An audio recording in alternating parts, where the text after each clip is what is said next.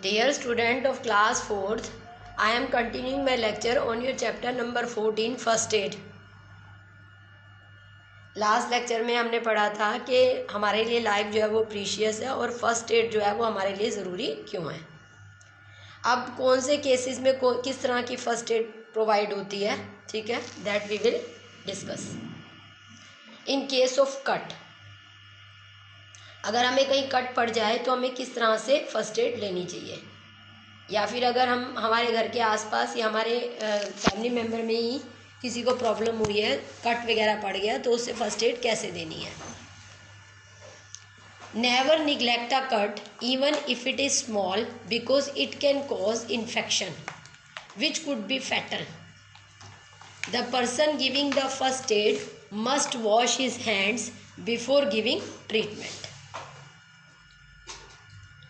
देखो, अगर हमें कोई कट वगैरह पड़ गया है तो हमें उसे निगलेक्ट नहीं करना चाहिए कि चलो खुद ही अपने आप ठीक हो जाएगा, ठीक है, क्योंकि जब भी हमें कट वगैरह पड़ता है उसके थ्रू कोई भी जर्म जो है वो हमारी बॉडी के अंदर एंटर कर सकता है, तो it could be fatal.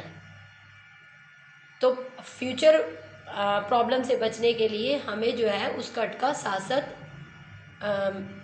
Treatment ले लेना चाहिए ताकि हमें कोई भी फर्दर इन्फेक्शन कोज ना हो, ठीक है। तो जो पर्सन फर्स्ट एड दे रहा है उसे अपने हैंड्स पहले अच्छे से वॉश कर लेने चाहिए बिफोर गिविंग द ट्रीटमेंट देने से पहले, क्योंकि जो पर्सन ट्रीटमेंट दे रहा है उसके हाथ में भी जर्म्स हो सकते हैं, ठीक है।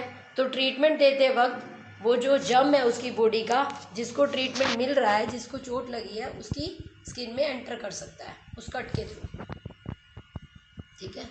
तो इस तरह से ट्रीटमेंट देने वाले को भी, फर्स्ट एड देने वाले को भी पहले अपने हैंड अच्छे से वॉश कर लेने चाहिए। Firstly wash the wound carefully.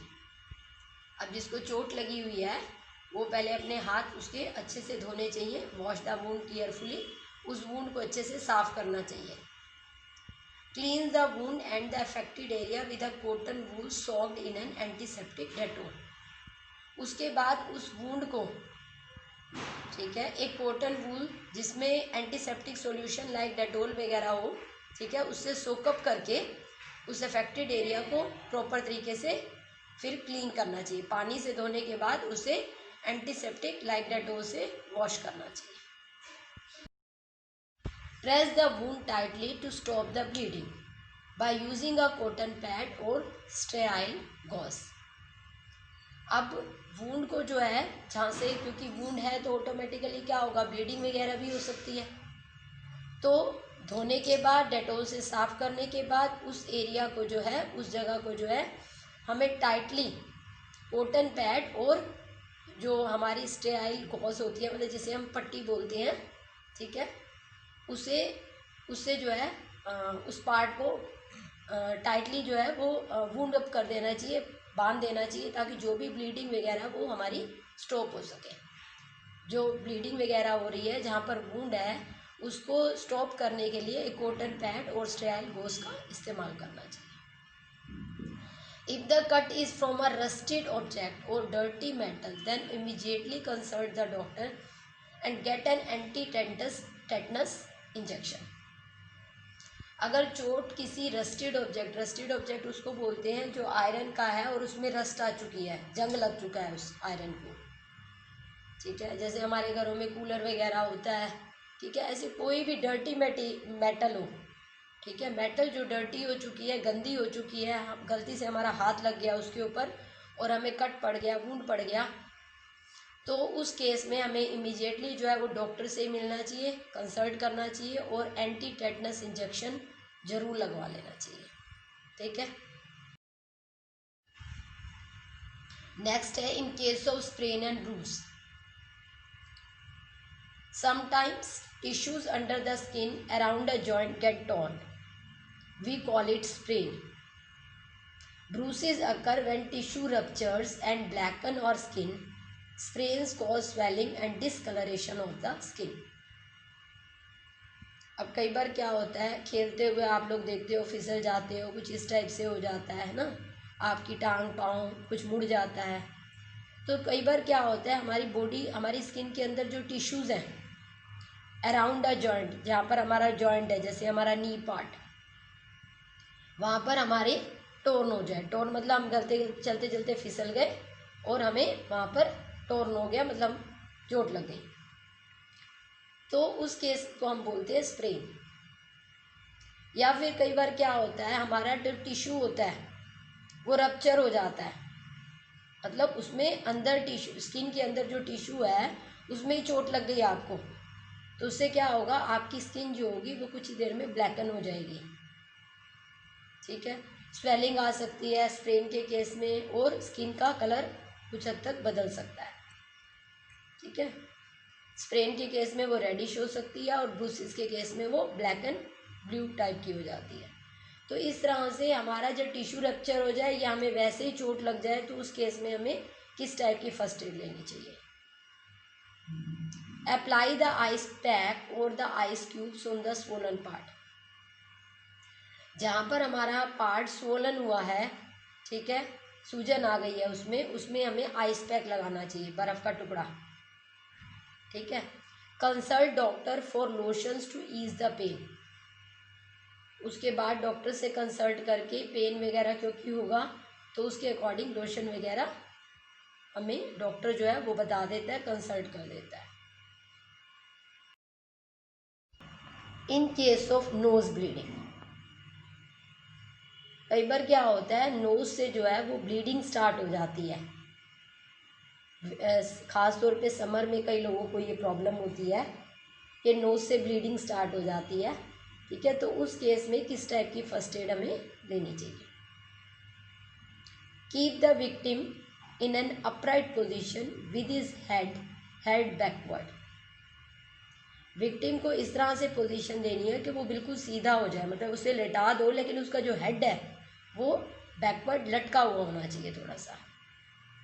ठीक है, press the bleeding nose side wise firmly to stop the bleeding. उसके बाद जो है उसको ब्लीडिंग नोज को थोड़ा प्रेस करना चाहिए साइड वाइज, ताकि ब्लीडिंग जो है वो कुछ हद तक स्टॉप हो सके। जैसे देखो स्लाइड में फोटो में दिखाया हुआ है बच्चे का। ठीक है, तो उस केस में ब्लीडिंग को रोकने के लिए साइड वाइज जो है वो नोज को प्रेस करना होता है। Take the victim to a colder place and keep ice packs और wet clothes on nose and head. उसके बाद जो है विक्टिम को कोल्डर प्लेस पे ले जाओ। ठीक है, जैसे स्लाइड में फ़ोटो में देखो कि उसको सिर लटका के बिठा दिया गया है। ठीक है, और साथ में जो है उसको आइस पैक्स या फिर वेट क्लोथ से उसके नोज़ और उसके हेड को कवर कर देना चाहिए, ताकि उसको ठंडक मिल सके। Ask the victim to breathe through the mouth, और विक्टिम से बोलना होता है कि आप माउथ से ब्रीथ करो इंस्टेड ऑफ नोज। ठीक है, consult doctor if bleeding is heavy, और अगर लगे कि ब्लीडिंग बहुत ही ज़्यादा हो रही है तो हमें डॉक्टर से कंसल्ट कर लेना चाहिए। ठीक है, तो पहले जो है उसको इस तरह से बिठाना है, जैसे कि देखो स्लाइड में डायग्राम में दिखाया हुआ है, फ़ोटो में दिखाया हुआ है। लेटा भी सकते हैं या फिर बिठा सकते हैं, लेकिन हेड जो है वो बैकवर्ड डायरेक्शन में होना चाहिए। उसके बाद उसे जहाँ बिठाना चाहिए वहाँ थोड़ी कोल्ड होना चाहिए, कोल्डनेस क्रिएट करनी चाहिए, कूलर या एसी वगैरह मेंटेन करके, और आइस पैक्स वेट क्लोथ का यूज़ करके ठंडक देने की कोशिश करनी चाहिए। और विक्टिम को बोलना चाहिए कि वो माउथ से ब्रीथ करे इंस्टेड ऑफ नोज। और फिर डॉक्टर से कंसल्ट तब जरूरी हो जाता है अगर ब्लीडिंग ज़्यादा लगती है तो। In case of fracture, a bone crack और breakage is known as a fracture. अगर किसी की बोन में क्रैक आ जाए, ठीक है, टूट जाए, क्रैक आ जाए, तो उसे बोलते हैं फ्रैक्चर।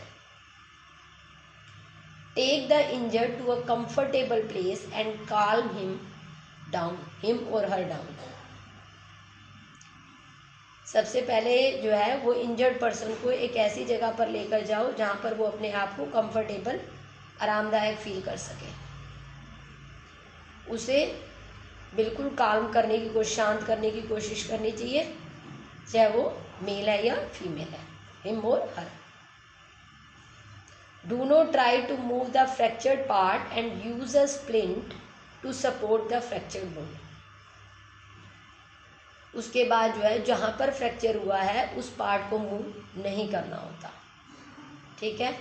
और फ्रैक्चर्ड बोन जहाँ पर भी है उसको स्प्लिंट के सहारे सपोर्ट से उसको इस तरह से रखना है कि वो मूव ना करे, ठीक है। A splint could be any object available at the moment like thick newspaper, cardboard और pillow. It helps in providing support to the bone. अब ये स्प्लिंट जो उस टाइम अवेलेबल हो उसका इस्तेमाल कर लेना चाहिए। जैसे न्यूज़पेपर की हेल्प से उसको बोन को सहारा देना, थिक न्यूज़पेपर, बहुत सारे न्यूज़पेपर 4-5 इकट्ठे ले लो, कार्डबोर्ड ले लो, पिल्लो ले लो, ठीक है। उस फ्रैक्चर्ड बोन वाले पार्ट को रेस्टिंग पोजीशन पे रखना है और साथ में उसको मूव नहीं कराना और बोन को पूरा सपोर्ट देना है जहाँ पर भी ब्रेकेज या क्रैक क्रिएट हुआ है। If hand is fractured, then use a triangular shaped cloth made into a sling to give the support. उसके बाद जो है आपने जो वो आपका फ्रैक्चर पार्ट अगर बोन जहाँ फ्रैक्चर हुई है अगर आपका हैंड है तो देखो स्लाइड में फ़ोटो में दिखाया हुआ है, पहले उसको पिल्लो का सहारा दिया है, उसके बाद ट्रायंगुलर शेप्ड क्लोथ से, ठीक है, उसे इस तरह से हैंग कर दिया है कि वो कहीं भी मूव ना करे, ठीक है। उसे प्रॉपर सपोर्ट दिया गया है। और उसके बाद जो है immediately call for a doctor, उसके बाद डॉक्टर को बुला के और प्रॉपर ट्रीटमेंट ले लेनी चाहिए। अब आज का लेक्चर आपका यहीं तक है। आपने इसे वेल प्रिपेयर करना है विद रिटन प्रैक्टिस। 3-4 बार लेक्चर को सुनना है और पीछे वाला ज़रूर सुन लेना दोबारा से लेक्चर, ताकि आपको फर्स्ट एड क्या है और जितने भी मैंने आपको बताए हैं केसेस उनको आप अच्छे से समझ के लर्न करके लिख लेना। Okay, thank you.